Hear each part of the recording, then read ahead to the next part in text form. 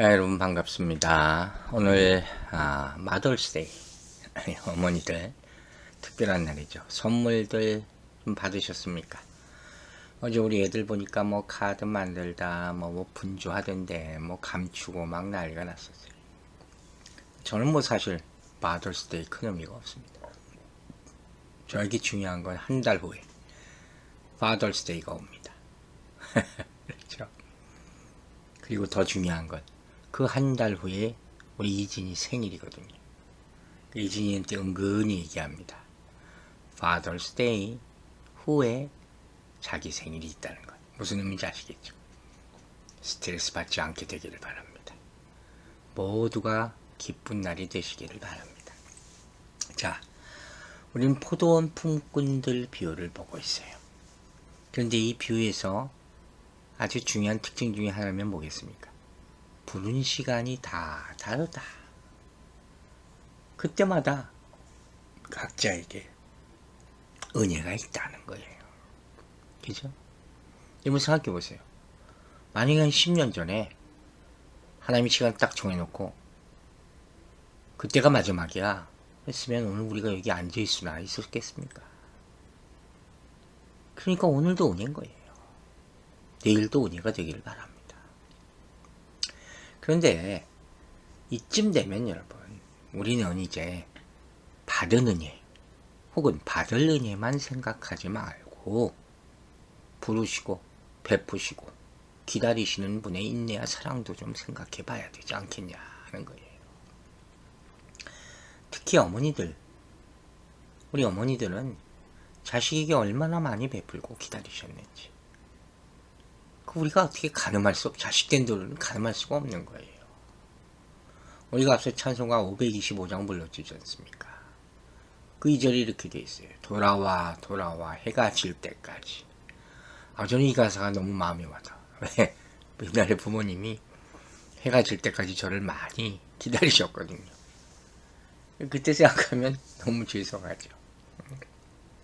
여러분 아직도 아버지의 집 어머니의 품을 떠나 있는 분들이 있습니까?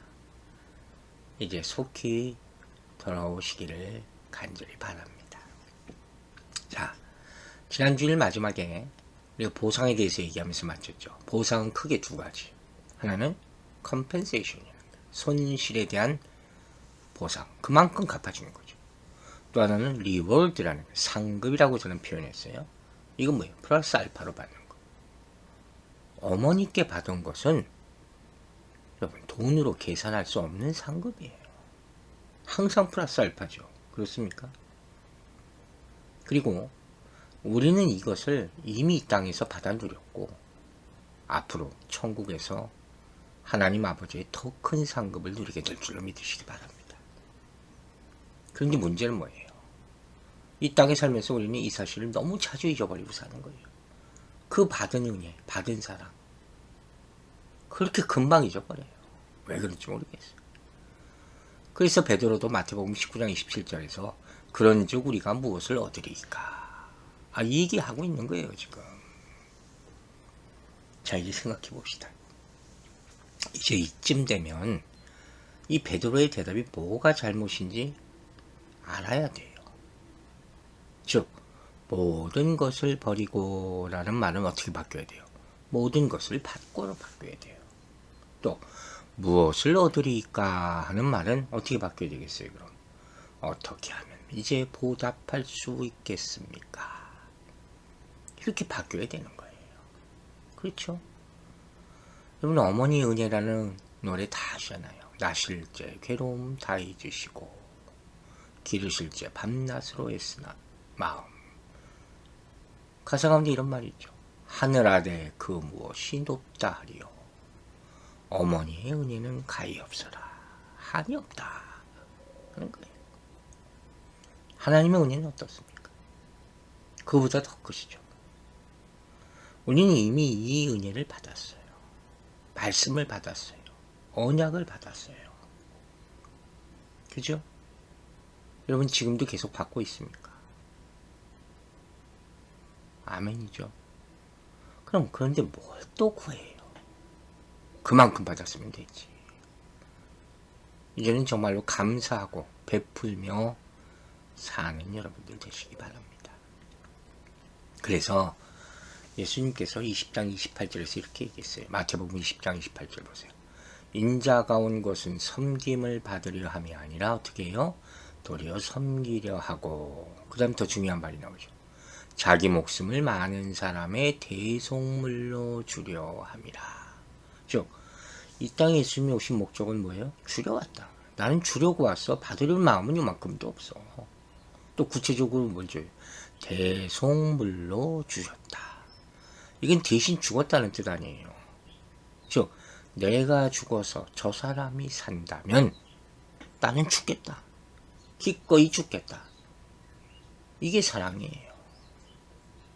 이 말은 지난주에 우리가 말한 빅딜, 나라와 나라 사이의 외교, 베드로는 부다 청년의 바램, 이런 거가 틀린 거예요. 이만큼 주면 이만큼 갚고. 여러분 생각해 보세요. 다시 한번. 우리 영원한 생명을 위해서 그분이 대신 십자가를 치셨어요. 그럼 이제 어떻게 해야 되겠습니까? 아직도 뭘 또 달라 그래야 돼요?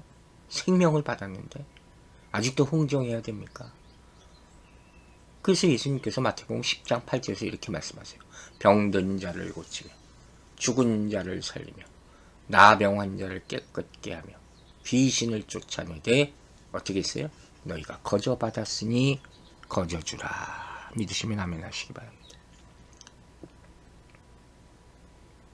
이게 예수님이 제자를 향한 명령이에요. 게다가 마태복음 20장 9절은 우리가 이미 본 바로 읽죠. 제11시에 온 자들이 와서 한 데나리온씩 받거늘. 이거 뭐라고 했어요? 은혜는 동일하게 임한다는 거예요. 여러분 이게 얼마나 중요한지 얘기했어요. 서로 만족하십니까? 서로 보면서 한번 대답해 보세요. 서로 만족해야 돼요. 나만 만족하는 거 아니에요. 나만 은혜를 받는 게 아니에요. 저 사람을 안 받게 해주세요. 그럼 큰일 나는 거예요. 이것의 의미는 뭐냐?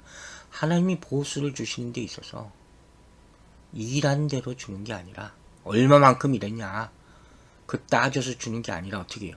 일했다는 것 자체만으로도 주신다는 거예요. 그럼 여러분 잘 대답해 보세요. 후자가 좋습니까? 전자가 좋습니까? 얼마나 많이 일해야지 주시나? 이러면 어려워지는 거잖아요.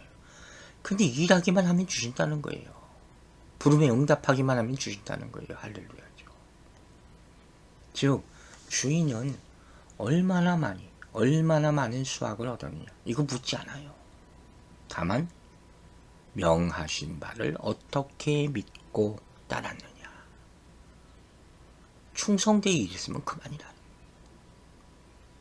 그리고 거기에 따라서 품삯으로 주는 것이 아니라 선물로 주시고 보상으로 주는 것이 아니라 은총으로 주심을 믿으시기 바랍니다.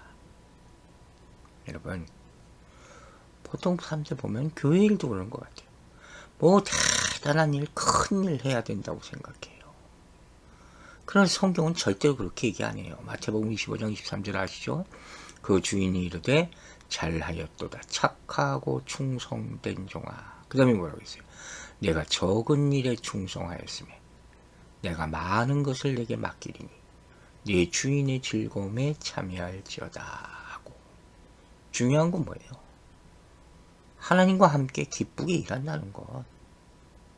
이거면 된 거예요. 뭘 내가 얼마나 대단한 일을 하겠다고 꼭 그래야 된다고.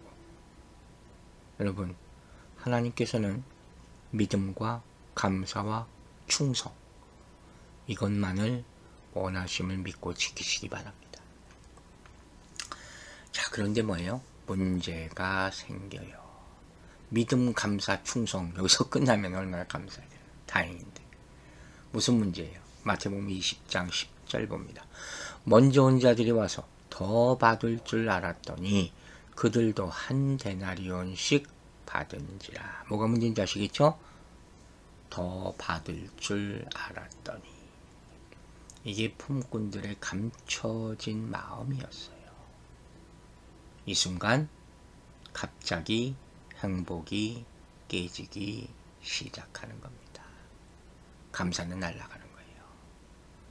여러분 이 말이 더 받을 줄 알았더니 바로 앞에 19장 27절에서 무엇을 얻으리까 하는 질문에 대한 대답이 되는 거예요. 즉, 이 문제는 받았느냐 잃었느냐의 문제보다 더 어려운 문제예요. 더라는 생각이 나면서부터 이게 우리 인생의 모습이에요. 자, 그럼 왜 이렇게 됐을까? 왜 우리는 항상 더 할까? 답은 사실 심플해요. 첫 번째, 이미 받은 은혜를 망각했기 때문에 잊어버렸어요. 항상 우린 이래요. 여러분 다시 생각해 보세요. 사실 주인이 불러주지 않았다면 이 사람들 다 굶어 죽어요. 그걸 자격 없는 자들 이렇게 우리 표현하죠. 근데 감히 불러줘서 너무 행복하게 일할 수 있었어요. 근데 문제가 뭐예요? 처음 자리를 잊어버렸어요. 첫사랑 우리가 얘기하는 것. 계시록에 나오는 말씀이죠.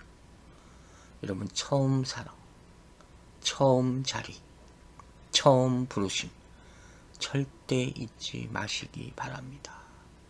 누구나 직분 받을 때는 다 충성한다 그래요. 조금만 지나면 다 잊어버리고 다 자기가 잘난 줄 알아. 100이면 100 다 그래요. 여러분 하나님이 이스라엘 백성에게 10계명 주셨을 때 어떤 말을 같이 덧붙이셨는지 아세요? 신명기 6장 12절 보세요. 너는 조심하여 너를 애굽 땅 종되었던 집에서 인도하여 내신 여호와를 잊지 말고. 잊지 말라는 거예요. 누가 구출해 주셨냐? 누가 출애굽시켜 주셨냐? 누가 이 율법을 10계명을 주셨냐? 잊지 말라는 거예요. 우리가 성찬할 때마다 뭐라고 해요? Remember me. 기억하고 기념하라. 예수님이 마지막까지 어떻게 섬기셨는지 기억하고 기념하라. 우리가 아브라함의 믿음을 얘기할 때 뭐라 그래요? 아브라함이 모리아산 정상에 이삭을 바칠 수 있는 그 믿음의 내용이 뭐예요? 이제까지 지켜주신 하나님을 기억한 거. 여러분 잊지 마시기 바랍니다. 은혜를 잊으면 안 되는 거예요. 그런데 어느 순간부터 어떻게 돼요? 내가 얼만큼 일했는데 이거 계산하기 시작해.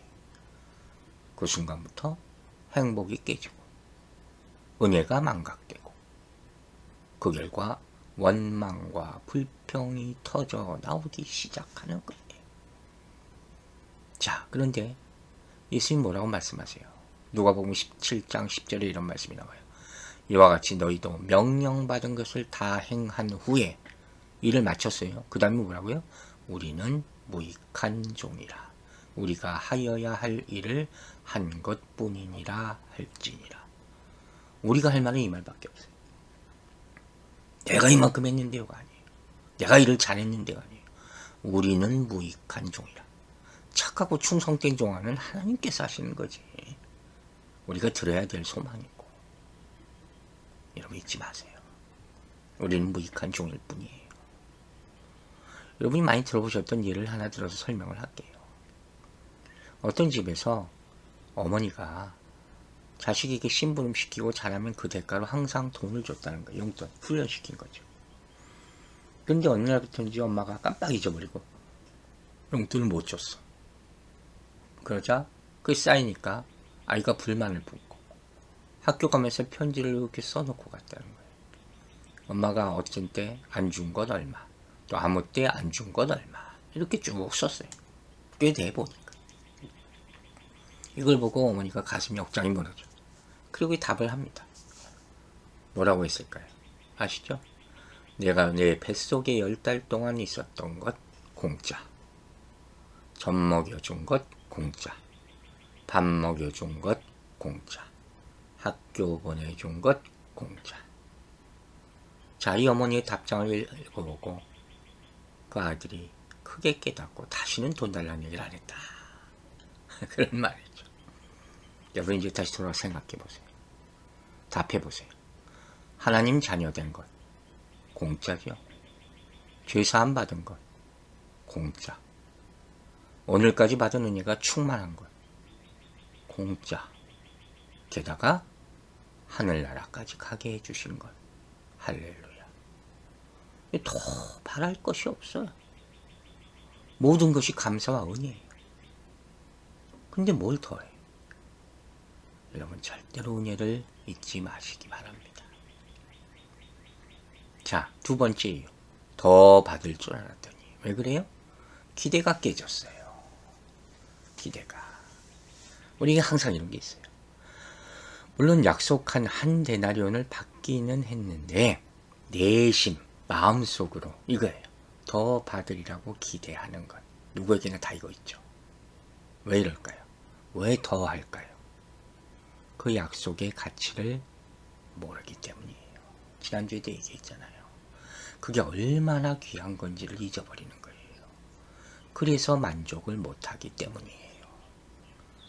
여러분 다시 한번 물어봅니다. 여러분 지금 만족하십니까? 이거 하면 할 수 있어야 돼요. 특별히 하나님의 일을 하는 사람들, 교회 일을 하는 사람들, 뭘 바라고 일하지 마세요. 그러면 어떻게 해요? 실망해요. 결국.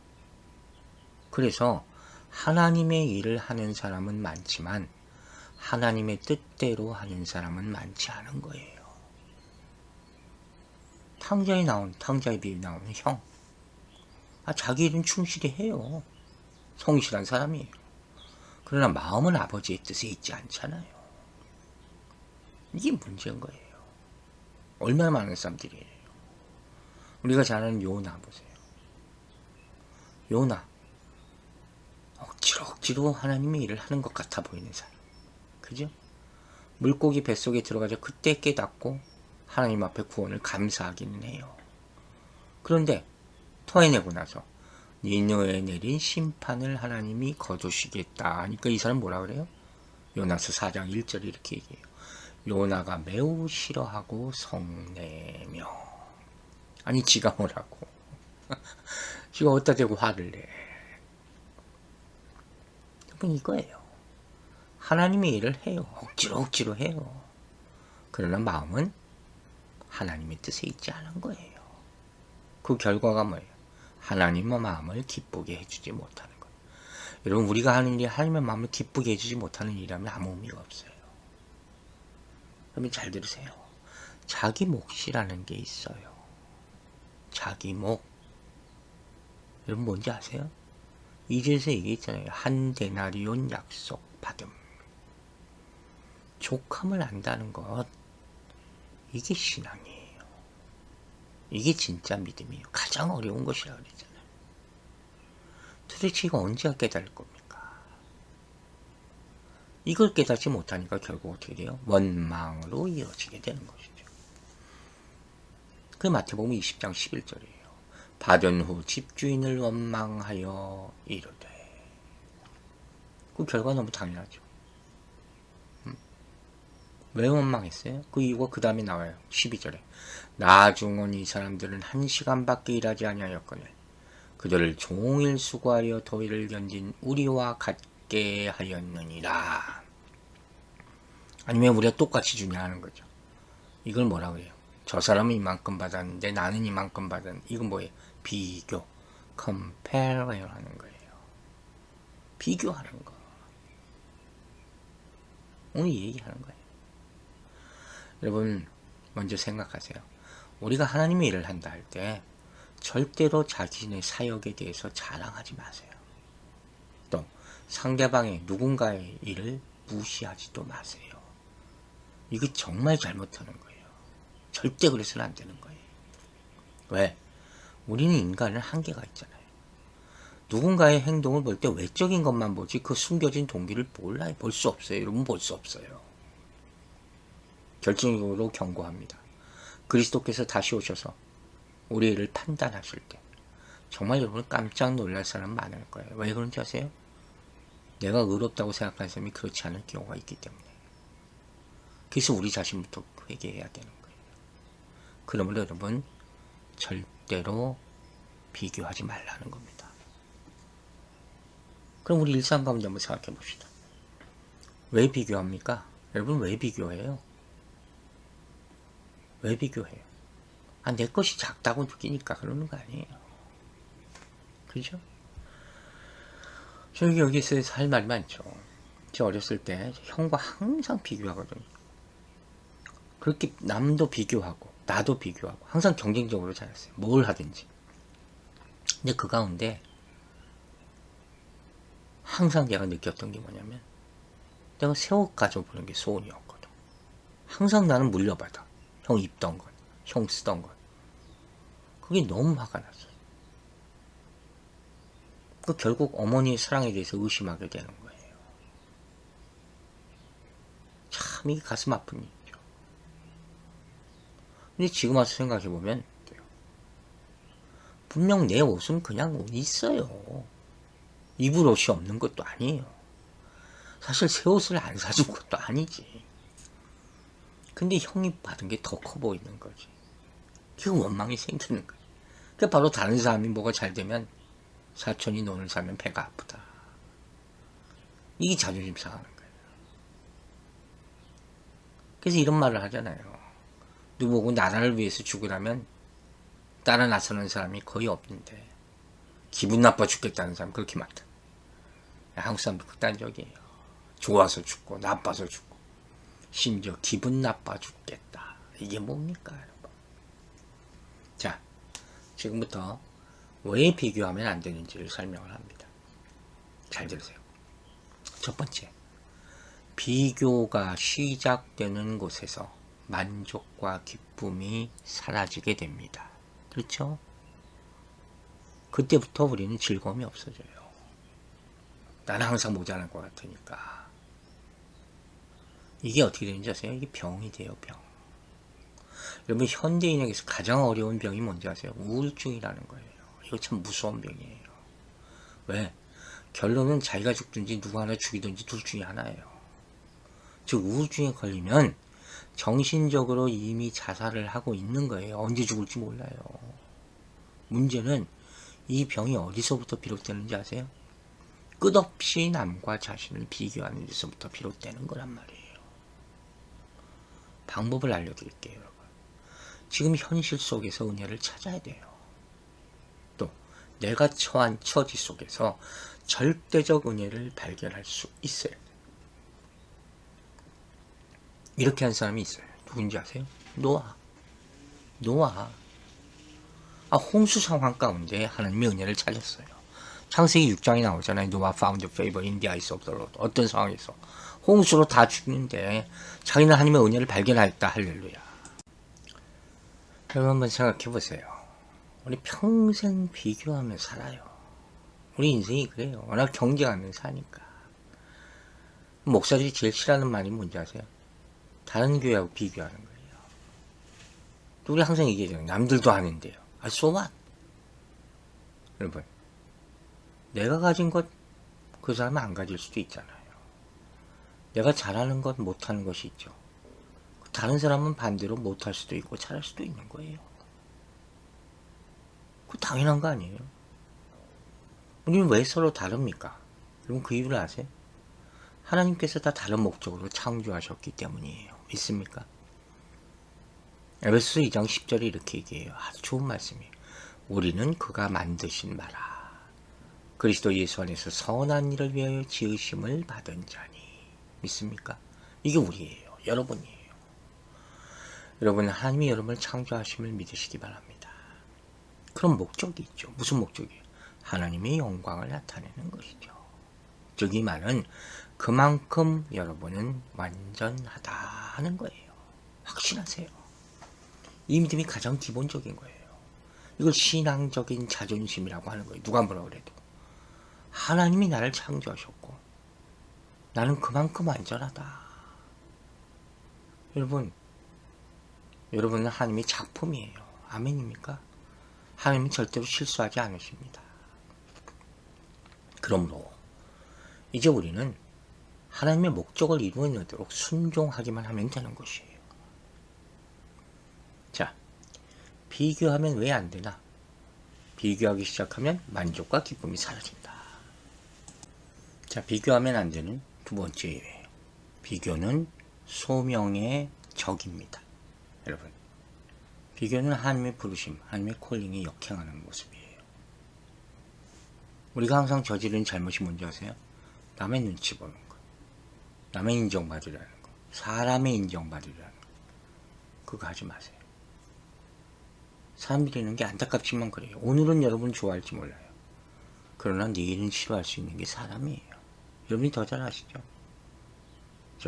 남들이 하고 있는 것과 내가 하고 있는 것을 비교하는 순간 나에게 온 특별한 소명, 유니크한 그 소명이 사라지고 마는 거예요. 왜? 남들 따라가는 거예요. 이게 그렇게 돼요. 지금 남들과 비교하고 있으면 나를 향한 하나님의 목적을 이룰 수 없어요.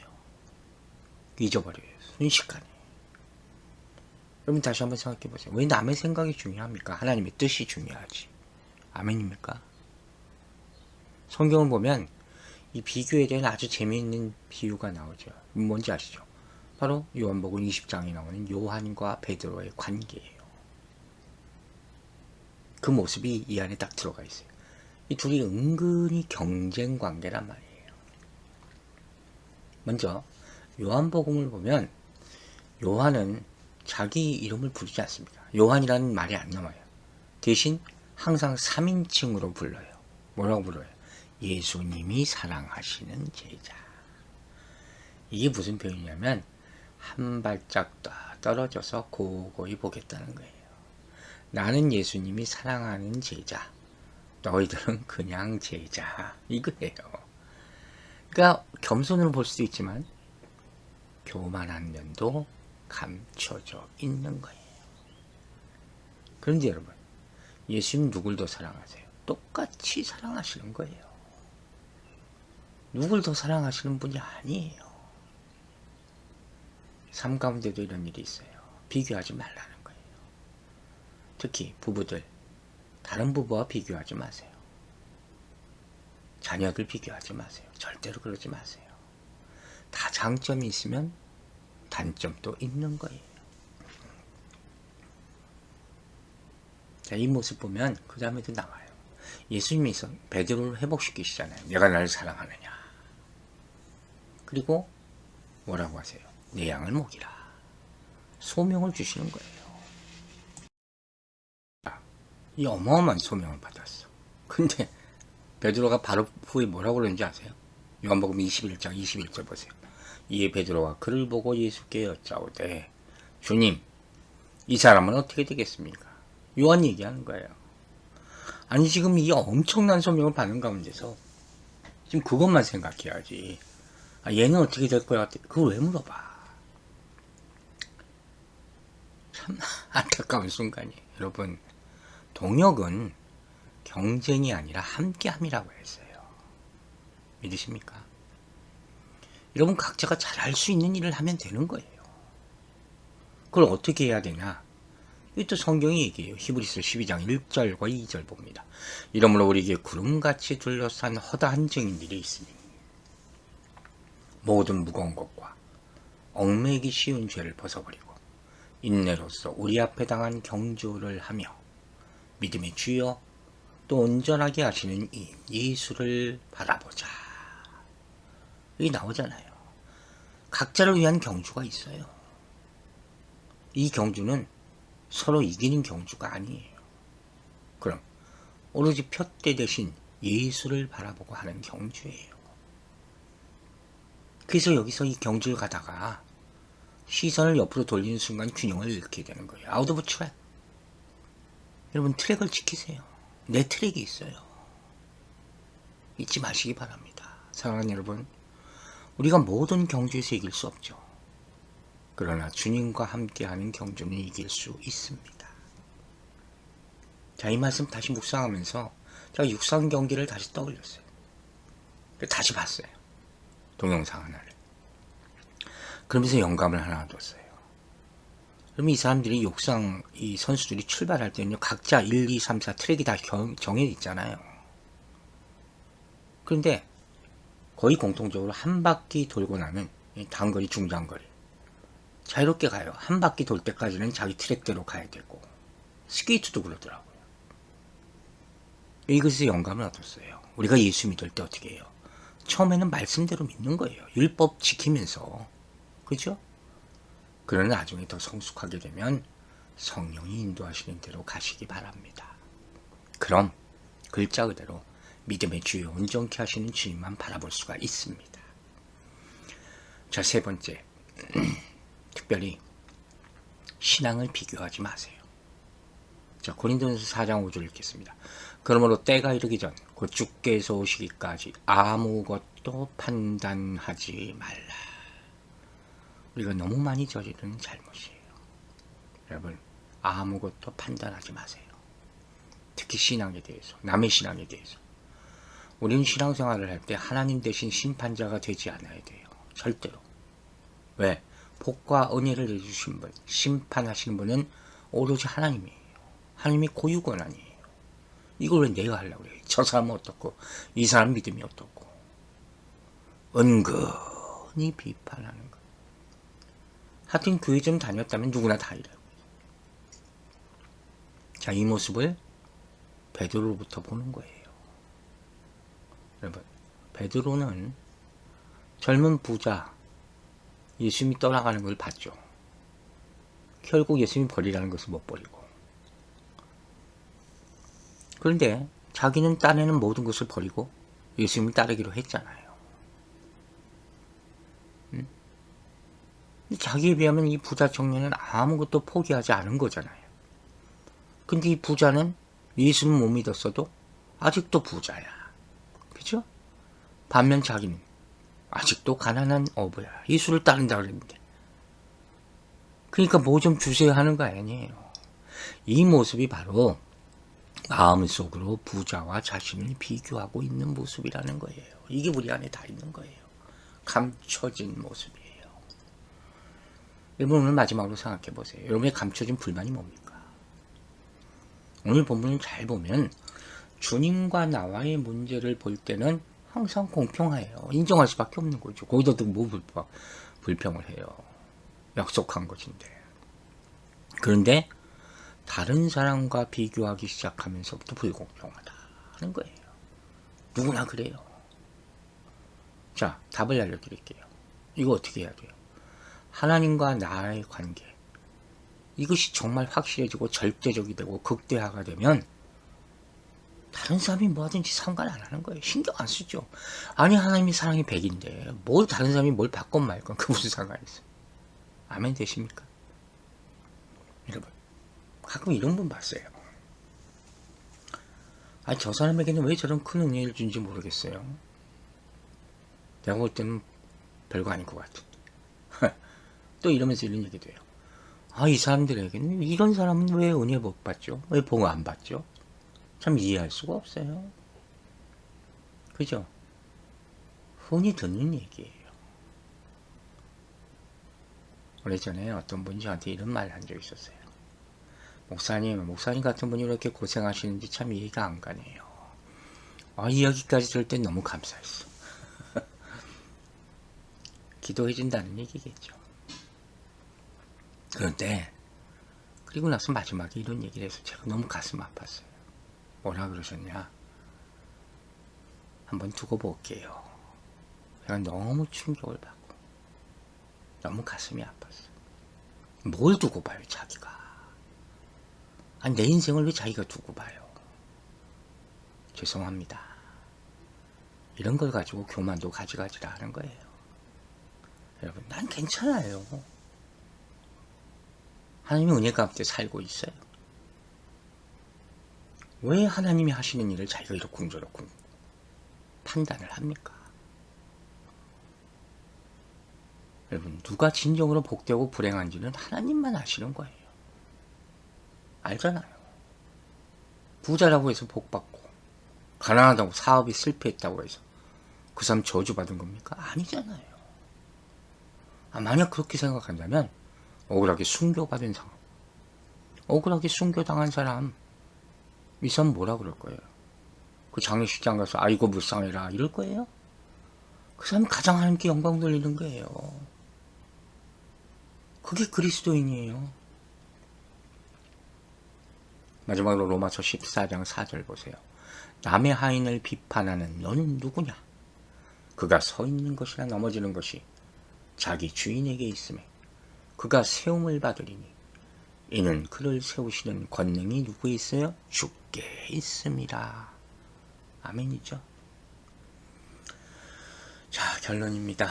여러분, 비교의식이 개입되면 하나님의 은혜를 누릴 수도 없고 천국의 기쁨을 맛볼 수도 없습니다. 오늘 시간부터 절대로 자신과 다른 사람을 비교하지 말고 하나님만 바라보시기 바랍니다. 오늘 설교 제목이 뭐예요? 비교하지 않으면 원망하지 않습니다. 오늘 말씀 마치겠습니다. 이번 마더스데이죠. 서두에서도 얘기했어요. 선물 많이 받으셨습니까? 근데 아직도 더 받고 싶으세요? 이제 자랑만 하지 말고 하나님께 감사하세요. 저도 이제 인생 돌아보니까 참 부족한 게 많다 생각해요. 특별히 이제 90이 다 돼가는 어머니가 제게 카톡이나 전화를 통해서 가끔 하신 말씀, 항상 그랬어요. 성우야 사랑한다. 사랑이 많으신 분이에요. 저는 참 많이 받았어요. 이 어머니 날을 맞아요. 저도 고백합니다. 어머니 사랑합니다. 우리 아들들이 이 말 잘 못하잖아요. 얼굴을 못 보니까 이렇게 할 수 있는 것 같아요. 또 한 가지, 어렸을 때 그렇게 비교하고 불평했던 것 회개합니다. 여러분, 제가 주중에 올려둔 찬양 있죠? 우리 집사님이 보내주신 거예요. 그대로라는 찬양. 가사가 이래요. 내가 나를 사랑하지 않아도 그래도 나는 너를 사랑한다. 내가 지은 죄 많으나 그래도 나는 너를 용서하리라. 여러분도 고백하세요. 어머니 사랑합니다. 예수님 사랑합니다. 기도하겠습니다. 아버지 하나님 감사합니다. 사랑합니다. 우리가 세상 살면서 비교하고 불평하고 원망하고 살았던 것 회개합니다. 용서하여 주시옵소서. 하나님께 받은 은혜 잊지 말게 하여 주시고 더 달라고 더 이상 얘기하지 말고 진정으로 족함을 아는 신앙 갖게 하여 주시옵소서. 우리 사랑하는 동역자들 정말 사랑으로 섬기게 하여 주시고 마지막까지 하나님만 바라보며 살게 하여 주시옵소서. 이 땅에 아직 살아계신 어머님들, 또 하늘나라 가신 부모님들 축복하여 주시옵소서. 감사드리 예수 그리스도 이름으로 기도했습니다. 아멘.